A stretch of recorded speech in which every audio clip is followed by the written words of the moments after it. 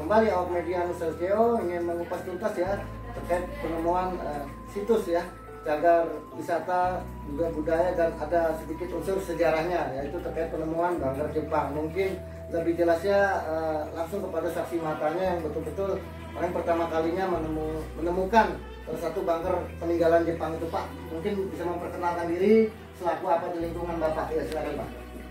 Terima kasih. Assalamualaikum warahmatullahi wabarakatuh. Perkenalkan, nama saya Pak Nadiman, RT 18 Burana Maru. Nah, saya ingin kemarin melaporkan ada pertemuan masalah cagar budaya itu. Di waktu itu di lingkungan saya pas ada pengecoran jalan, Pak. Nah, di situ ada teman saya RT jalan-jalan ke lingkungan hutan di situ, tiba-tiba, loh Pak RT ini kok ada ini mungkin ini cagar budaya, sampai laporkan dulu. Siapa tahu ini memang peninggalan zaman dulu. Saya laporkan sama Pak Lurah. Nah, setelah itu ya, sebelum pengecekan sama orang dinas pendidikan dan kebudayaan, saya sama Pak Lurah tim kelurahan mengecek dulu, Pak. Di waktu itu masih keadaan posisi bangker itu masih tertutup hutan-hutan kan, jadi kurang jelas anunya. Setelah pada hari Minggu kerja bakti massal itu, saya dan warga-warga membersihkan lingkungan sekitar itu, Pak. Nah, saya sekitar itu saya bersihkan. Terus hari kemarin, Pak, ya sore. Nah, itu kita bersama lagi sama Bapak Lurah, staf kelurahan, dari dinas pendidikan juga budayaan datang juga di situ. Nah, setelah dicek di situ sampai dimasukin ke dalam, saya bersihin. Nah, itu saya sudah laporkan situ. Terus posisi bunker itu di tempat warga saya, di belakang rumah. Itu nama anaknya yang punya rumah, karena orang tuanya dua-duanya sudah meninggal. Jadi anaknya itu namanya Hardi Hidayatullah. Disitulah bunker itu terletak. Sekitar ukuran bunker itu sekitar 2 meter, musuh 4 meter. 4 meter. Ya, itu dari penjelasan saya selaku RT di situ, di lingkungan situ, sampai di situ dulu penjelasannya, karena ini masih dalam proses penyelidikan dari dinas yang terkait.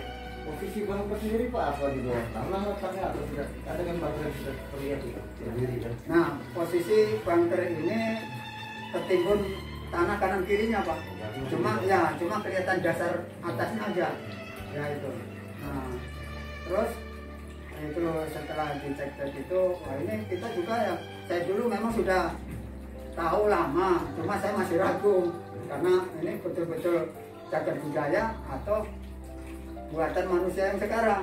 Nah, itu tapi saya tetap melaporkan karena ini kan seumpamanya itu memang betul-betul nanti cagar budaya. Nah, saya nanti bisa untuk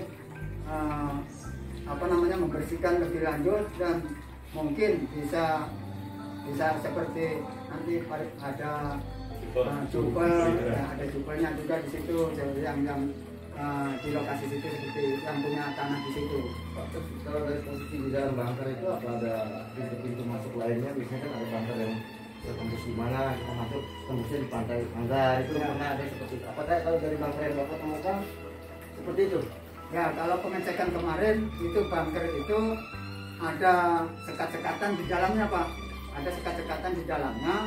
Nah, terus dilihat dari dinas pendidikan dan kebudayaan, ternyata buntu di situ, Pak, ya. Artinya dua ruang. Dua ruang aja. Nah, 2 ruang. Nah, itu 2 ruang. Nah, tapi kalau yang dulu pernah saya lihat, memang betul di situ itu ada peninggalan cagar budaya itu yang bentuknya mungkin sekarang masih ada di pemakaman itu. Di sebelahnya yang cagar budaya yang kemarin itu kita temukan, sebelahnya sebetulnya ada, cuma kemarin karena tanah sebelah itu digali, untuk penimbunan kantor imigrasi di dalam itu di sosial itu ternyata di situ terbongkar. Nah saya terus ada itu lihat karena itu namanya tertimbun tadinya kotor-kotor, saya bersihin ternyata ada itu saya lakukan.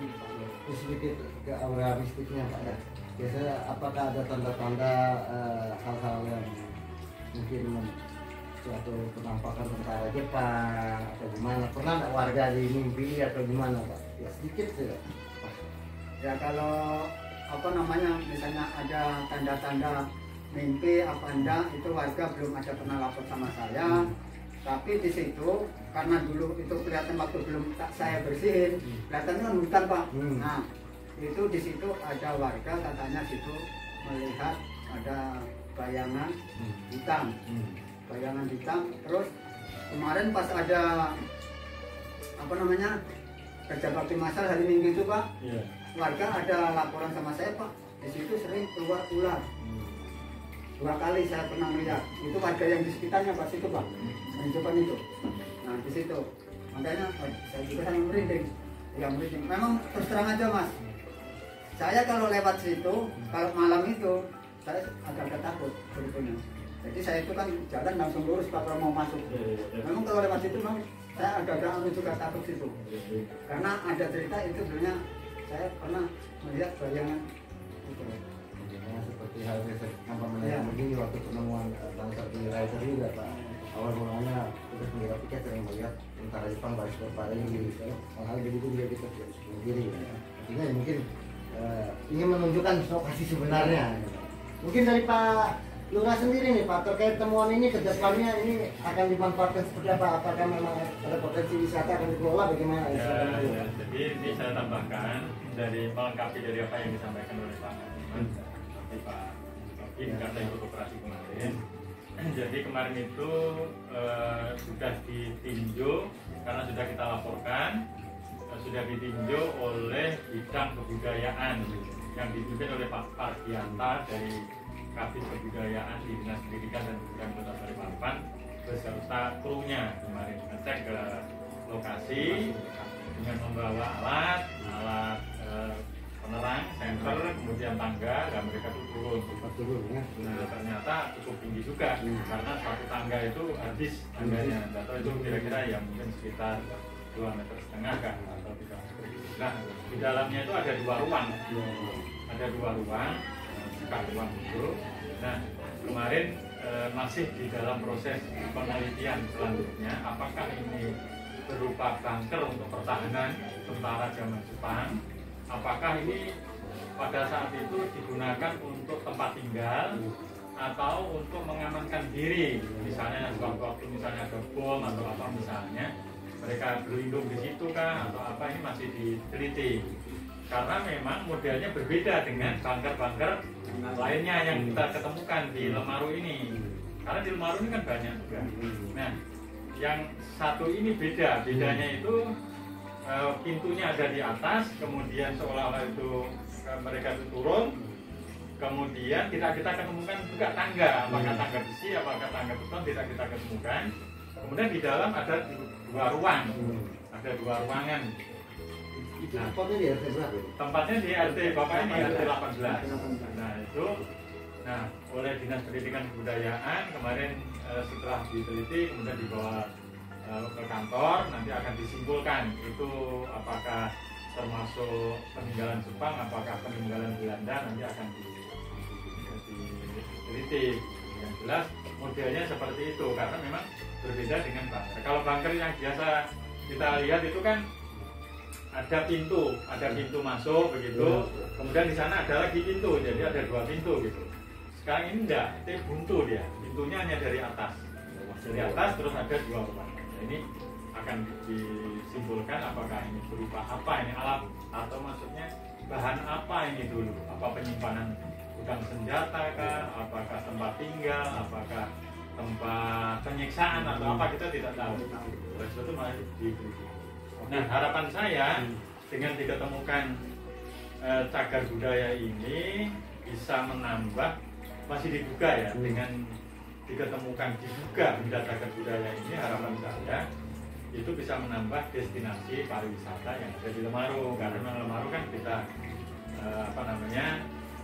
kita canangkan atau kita wacanakan untuk menjadi destinasi pariwisata yang sudah ada ini kita tambahi, kita sentuh. Jadi Pak, Bapak bisa sendiri Pak, terkait dengan wah ini juga berkaitan dengan militer zaman dulu nih Pak ya. Bagaimana dengan pertemuan ini Pak? Mungkin sedikit saran Pak. Ya. Kebetulan saya kemarin ikut sama-sama ngecek dengan Pak Lurah dan satu tim. Nah, itu di Lamaru ini kita sudah sering menemukan benda-benda peninggalan perang, mulai dari mortir, peluru mortir, peluru pesawat. Jadi beda, jadi peluru mortir dengan peluru pesawat beda, lebih besar dan ada sayapnya peluru pesawat. Nah, itu yang terakhir ini kemarin kita ninjau yaitu bunker, ya bisa dibilang bunker, bisa dibilang itu kan ada kemirikan beberapa benteng ya di sini, ada benteng pelindungan. Itu ada kaitannya dengan di sini karena dulu bekas medan pertempuran antara Belanda dan Jepang. Biasanya Jepang ini membangun tempat-tempat lindung tinjau, sekaligus lindung tembak, sekaligus bunker perlindungan. Lindung tinjau itu artinya gini, ketika kita dalam kondisi siaga itu bisa meninjau, makanya posisi ada di ketinggian dan itu bisa menghadap ke arah laut karena memang tidak jauh dari laut. Jadi sehingga bisa meneropong, mungkin ada kapal-kapal yang akan datang dan sebagainya. Kemudian lindung tembak, sehingga posisi dalam keadaan berlindung bisa menembak. Dan dalam kondisi terdesak itu untuk bunker pelindungan. Nah itu yang selama ini kita lihat seperti itu, mirip-mirip seperti itu. Maksud di Rider juga ditemukan landasan pesawat pernah Pak ya? Ya, contohnya itu. Mungkin pelestariannya ke depannya lebih perhatikan ya. Oke, demikian wawancara singkat kita ya terkait mengupas tuntas semua potensi kekayaan wisata alam ataupun wisata yang ada di wilayah Lamaru. Semoga nanti pelestariannya dapat tetap terjaga, dapat juga memberikan income, mendongkrak PAD, ada pendapatan pariwisata di wilayah Lamaru. Ikuti terus perkembangan dari Nusa CO. Selamat sore, salam sejahtera bagi kita semua. Assalamualaikum warahmatullahi wabarakatuh. Waalaikumsalam warahmatullahi wabarakatuh.